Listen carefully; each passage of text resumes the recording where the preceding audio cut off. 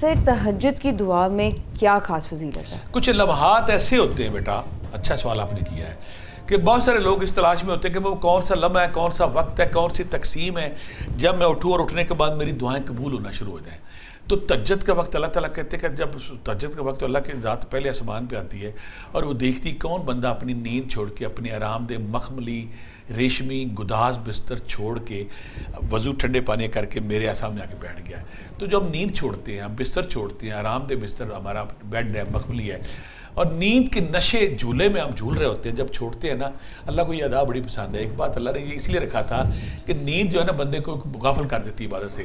جب بندہ نیند کا بیریئر توڑتا ہے تو اللہ ان نیک بندوں میں شامل ہو جاتا ہے جو اللہ کے قریب ہوتے ہیں۔ تہجد کے وقت اٹھنا اور رب ذوالجلال کا پہلے آسمان پہ آنا، یہ وہ لمحات ہیں، یہ وہ وقت ہے جب دعائیں قبول ہوتی ہیں۔ لہٰذا وہ لوگ جو چاہتے ہیں نا ہماری دعائیں قبول نہیں ہو رہی، ہماری دعائیں آسمان میں اٹک گئی ہیں، درود پاک شامل کریں، استغفار شامل کریں۔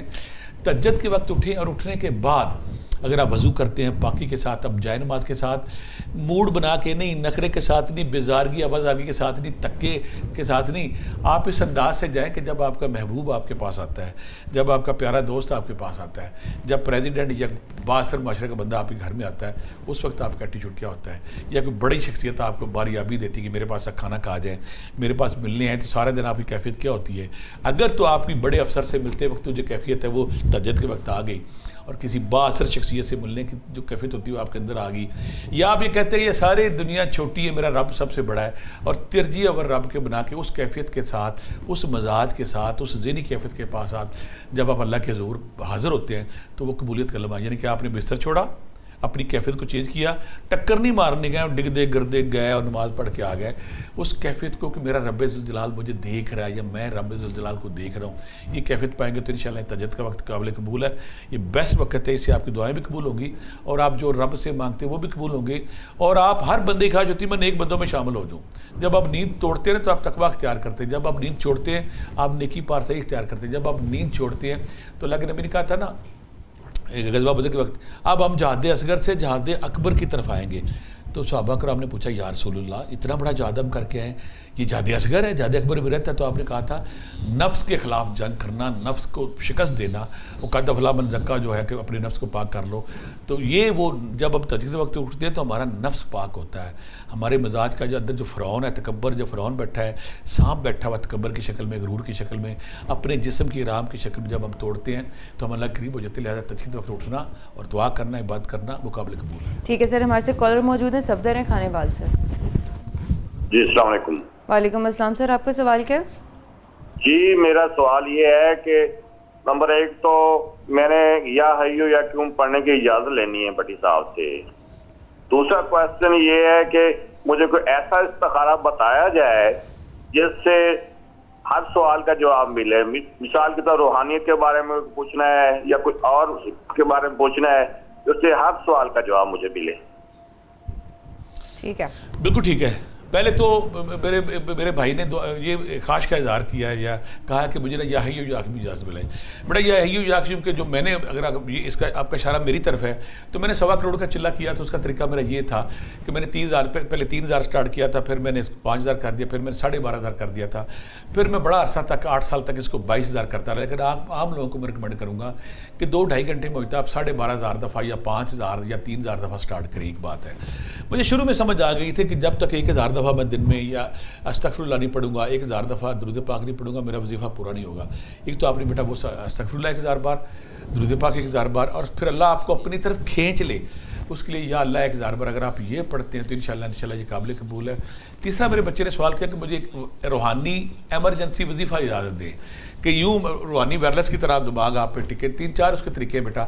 پہلا طریقہ کہ آپ یا لطیف ہو یا علیم ہو یا خبیر ہو، یا لطیف ہو یا علیم ہو یا خبیر ہو، اگر آپ 11 تسبیح روزانہ پڑھتے ہیں کچھ عرصے بعد آپ کے شیشہ قلب پہ وہ نور کی انفارمیشن کی برسات ہونا شروع ہو جاتی ہے، پھر آپ کو وہ ساری سمجھ آتی ہے، اور رات کو پڑھ کے سو جائیں پھر وہاں بھی آپ کو اللہ تعالیٰ وہ انفارمیشن دیتے ہیں۔ دوسرا قرآنی وظیفہ یہ کہ سورہ بقرہ کی آیت نمبر 32 سورہ بقرہ کی آیت نمبر 32 سبحانک لا علم لنا الا ما علمتنا انک انت العلیم الحکیم 101 بار روزانہ پڑھیں، اور پڑھتے پڑھتے اگر آپ سو جائیں تو اس سے بھی آپ کو وہ روحانی جو آپ کی انفارمیشن اللہ سے چاہتے ہیں وہ آنا شروع ہو جاتی ہے، آپ کو وہ روحانی استخارہ کہہ لیں وہ ملنا شروع ہو جاتا ہے۔ پھر جابر بن عبداللہ کی دعا ہے وہ اللہم انی استغیرک کا وہ دعا بالکل پڑھی، کل پرسوں میں اس کو نا ہمارا میں ویلاگ بھی لگا رہا ہوں ایمرجنسی استخارہ کیسے کرنا ہے۔ جب جابر بن عبداللہ کی دعا ہے جو آقا کریم نے کہا تھا، وہ کہتے ہیں کہ آقا کریم ہمیں ہر معاملے میں استخارے کی تعلیم اس طرح دیتے تھے جیسے ہم قرآن پاک پڑھ رہے ہیں، لہٰذا وہ کل پرسوں جو میری ویڈیو لگی اس میں میں نے ڈیٹیل سے اس کی پیج پہ بھی دعا لگا دوں گا کہ آپ اس کو پڑھتے پڑھتے اگر دعائے استخارہ کہتے ہیں جو آقا کریم نے حضرت جابر بن عبداللہ کو دی تھی وہ پڑھیں، اس سے ہو جاتا ہے یا لطیف یا علیموں یا خبیروں سے ہو جاتا ہے۔ پھر میں نے کہا کہ اگر آپ سورہ بقرہ کی آیت نمبر 32 وہ ہو جاتا ہے۔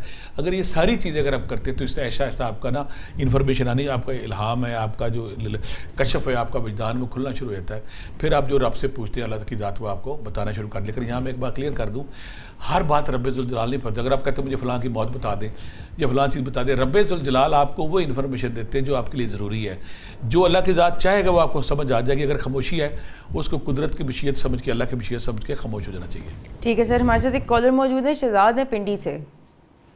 جی السلام علیکم۔ وعلیکم السلام سر، آپ کا سوال کیا؟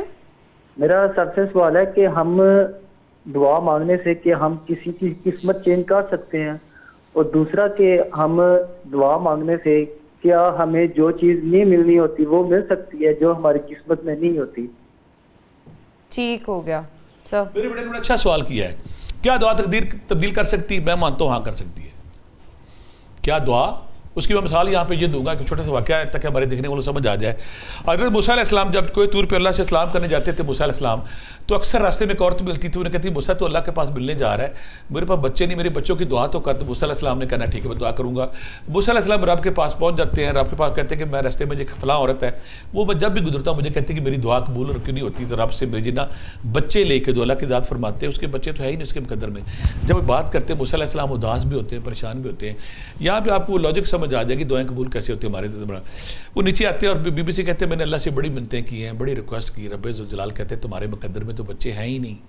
بنی اسرائیلی کی روایت ہے، اور آقا کریم نے فرمایا تھا وہ روایات جو ہمارے اسلام سے مطابقت کھاتی ہیں آپ کو ان کو بیان کرو، بتا دیا کرے۔ موسیٰ علیہ السلام دیکھتے ہیں کہ میں یہ بڑا یہ نیک سمجھتی تھی یہ عورت، اور میرے یہ نہیں ہے اب پاسبل ہوا، تو یہ تو ناراضگی والی بات ہے۔ دوبارہ موسیٰ علیہ السلام جب جاتے ہیں نا کوئی طور پہ تو ایک اور راستہ اختیار کر لیتے ہیں، اس راستے سے آسمان پہ کوئی طور پہ نہیں جاتے۔ 2-3 سال 4 سال گزر جاتے ہیں، تو ایک دن اچانک موسیٰ علیہ السلام اس راستے سے جب گزرتے ہیں نا تو دیکھتے ہیں اس عورت کے گھر میں 2 بچے کھیل رہے ہیں۔ موسیٰ علیہ السلام کہتے ہیں اس خوف سے تو میں ادھر سے گزر نہیں رہا تھا، کس عورت کو تو اللہ نے کہا تھا، اللہ نے ڈائریکٹ کہا تھا کہ میں نے اس کو بچے اس کے مقدر بھی نہیں، میں نے اسے نہیں دینے۔ تو وہ عورت پریشان، موسیٰ علیہ السلام پریشان ہو گئے، غصے سے آسمان پہ گیا اور اللہ سے کہنے لگا اللہ میاں تو نے کہا تھا اس عورت کو بچے نہیں ہونے، اس عورت کے گھر میں بچے کھیل رہی ہیں اور ساتھ وہ سویٹر بن رہی تھی، اور سویٹر بنتے ہوئے کہہ رہی تھی کہ میرے گھر پھر ایک تیسرا بچہ آنے لگا ہے، 2 بچے ہو گئے ہیں، تیسرا بھی آ رہا ہے۔ تو اللہ میاں تو نے مجھے شرمندہ کر دیا ہے، اللہ میاں آپ نے کہا تھا کہ اس عورت کو بچے نہیں ہیں، اس کو بچے کیسے ہو گئے، کیا وجہ بنی؟ اللہ نے کہا اللہ نے اوائڈ کیا، چھوڑو پر جانے دو، کوئی بات نہیں کوئی بات نہیں۔ وہ موسیٰ علیہ السلام کہتے نہیں میں نے پوچھنا ہے۔ بضد جب موسیٰ علیہ السلام اللہ کی ذات فرمانے لگی کہ پھر اس کا ایک طریقہ ہے، تم ایسا کرو کہ تمہارے پاس یہ ٹائم ہے، عصر کا تھا یا مغرب کا، زور کا تھا، مغرب سے پہلے تم نے نا انسانی گوشت میرے پاس لے کے آنا ہے، مغرب سے پہلے انسانی گوشت لے کے آ جاؤ، میں تمہیں اس کا راز بتا دوں گا۔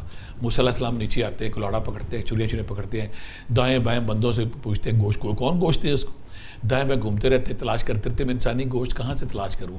جنگل میں جاتے ہیں، وہاں ایک درویش پھر رہا ہوتا ہے، تو وہ جو موسیٰ علیہ السلام کو دیکھ کہتا ہے کہ موسیٰ تو کیوں پریشان ہے؟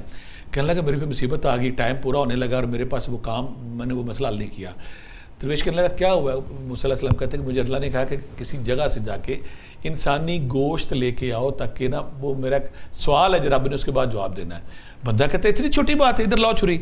اس نے اپنے جسم سے گوشت کاٹنا شروع کر دیا، کبھی کوئی تھائی سے، کبھی آگے سے، پیچھے سے کاٹ کے، پتہ نہیں اللہ کو یہ گوشت پسند ہے، اللہ کو یہ گوشت پسند ہے، اللہ کو یہ گوشت پسند ہے۔ جسم کے مختلف حصوں سے گوشت کاٹ کے نا دے دیا کہ جو اللہ کو میری طرف سے دو، اللہ مانگ رہا ہے، اور مختلف حصوں کے گوشت کی کہ اللہ کو پتہ نہیں کون سا گوشت پسند آ جائے۔ گوشت لے کے موسیٰ علیہ السلام کے پاس پہنچے تو اللہ کہتا ہے کہ وہ بندہ زخمی ہو گیا لیکن اسے گوشت ٹکڑا دے۔ اللہ کہتے موسیٰ علیہ السلام کہتے اللہ میاں جو آپ کی ڈیمانڈ تھی میں نے پوری کر دی ہے، مجھے بتائیں کہ اب وہ بتائیں کہ اس عورت کو بچے کیسے پیدا ہوئے۔ اللہ کہنے لگے وہ مجھ سے اتنا عشق کرتا بندہ، یہی بندہ اتنا مجھ سے کرتا ہے. ایک دن گزر رہا تھا, یہ میرے عشق میں فنا ہے اور مجھے ترجیح اول مانتا ہے, میری ہر بات کو اپنی باتوں پہ ترجیح دیتا ہے. ایک دن اس عورت کے پاس سے گزرا تھا, یہ بھوکا تھا, عورت نے اس کو کھانا کھلایا, 3 روٹیاں دی اس کو. تو عورت نے اس کو کھانا کھانے کے بعد اس نے کہا کہ بی بی ہے نیک عورت, بتا میں تیرے لیے کیا دعا کروں. تو وہ عورت کہنے لگی کہ میرے پاس اولاد نہیں, میری اولاد کی دعا کرے. تو کہنے لگی تمہیں اللہ 3 بچے دے گا, جو میں تمہیں دعا دیتا ہوں. تو اللہ کہتے کہ جب ایسا بندہ جو میرے لیے اپنی جان کی قربان نہیں کرتا, تو نے وہ گوشت کیوں نہیں دیا؟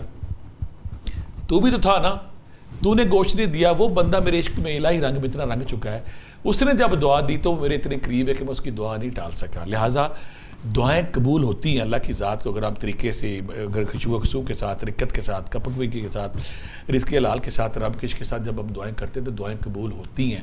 تو لہٰذا یہ طے ہے کہ اگر ہم کہیں نا کہ دعا قبول نہیں ہوتی, طریقے میں بتا دیے پیچھے. اگر آپ تھوڑی دعا کرتے زیادہ کر دیں اور کر دیں, ایک ذکر نہیں, استغفار شامل کریں, درود پاک شامل کریں, قرآنی صورتیں شامل کریں, مختلف ذکر کریں, اور اپنے مزاج کے اندر وہ تبدیلی لائیں, اپنے مزاج کے اندر وہ پیدا کرے, اطاعت, تابعداری, تقدس پیدا کرے. جب آپ کریں گے تو پھر آپ کی ساری دعائیں قبول ہوں گی, اللہ تعالیٰ آپ کی ہر دعا مانے گا. لیکن یہ کب ہوتا ہے؟ جب آپ ترجیح اول رب کو بنا لیں, آپ ہمہ وقت نیکی کی تلاش میں رہیں, ہر وقت آپ کو یہ احساس ہو کہ میں رب کو راضی کیسے کرنا ہے. کوئی بھی عمل کرنے سے پہلے سوچے کہ میں رب کو راضی کیسے کروں, کسی کی مدد کروں, کسی کی ہیلپ کروں, کسی کی فیس دے دوں, کسی کے بیمار کو پیسے دے دوں, کسی یتیم کو گھر بنا دوں. جب آپ ہمہ وقت رب کی تلاش میں رہتے ہیں. اور دوسری بات ہے, جب آپ کے سامنے قرآن پاک پڑھا جائے تو آپ قرآن پاک کو دل پہ لگا لیں. کچھ لوگ قرآن پاک سنتے ہیں, مسجد سے باہر نکلے, ختم. آپ اللہ کی قرآن پاک کو, اور پھر دوسری بات آپ کا دل جب لگنا شروع ہو جائے مسجد میں, قرآن کے ساتھ, نماز کے ساتھ, مسجد نبوی میں, خانہ کعبہ میں, نیک مقامات پہ اللہ کا آپ کا دل لگنا شروع ہو جائے, اور جب آپ کے اندر رقت ہو, خوف کا عالم کیا کہ میں یہاں پہ بیان کرتا ہوں. دوسری بات کہ حضرت عمر بن خطاب رضی اللہ تعالیٰ نے نیکی پارسائی, آقا کریم نے کہا تھا کہ عمر جس گلی سے گزر جائیں اس گھر میں شیطان ہی رہتا. تو عمر خطوب رضی اللہ تعالیٰ ایک دن انہوں نے دھاگا پکڑا ہوتا, پتہ کہتے ہیں اللہ میں کاش دھاگا ہوتا, میرا حساب کتاب نہ ہوتا, یہ دھاگا جل کے راکھ ہو جاتا, میں اللہ کے پاس نہ جاتا. اما عائشہ, اب ہماری ماں جو ایک دن پتے کو پکڑ کھڑی ہوتی کہ یا اللہ کاش یہ پتا کوئی درخت کو جانور کھا لیتا, میرا حساب کتاب